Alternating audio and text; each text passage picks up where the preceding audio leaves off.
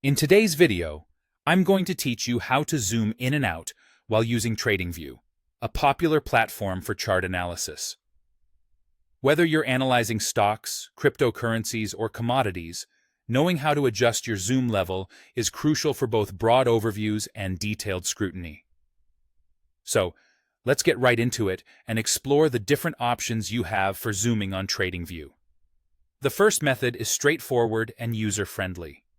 Simply use the scroll wheel on your mouse. By hovering your cursor over the chart and scrolling the wheel up, you'll zoom in to get a closer look at the details. Scrolling down, on the other hand, allows you to zoom out and get a broader view of the chart. It's quick, intuitive, and, most importantly, gives you precise control over your zoom level. Now, if you're seeking an even more precise way to control your zoom, you'll want to employ your keyboard's modifier keys along with your mouse. On a Windows system, hold down the Control key while using your mouse wheel. If you're on a Mac, use the Command key instead. This method ensures that the zoom focuses around your cursor, offering a focused zoom experience. According to Reddit users, who often share tips and tricks on mastering TradingView, this technique is a game changer for honing in on specific chart areas. Next, if you prefer using buttons and keyboard shortcuts, TradingView offers some handy options right in the toolbar. You'll find small plus and minus icons, which you can click to incrementally zoom in or out of the charts. This is particularly useful if you're not a fan of using the mouse wheel or need to make minor adjustments to your view.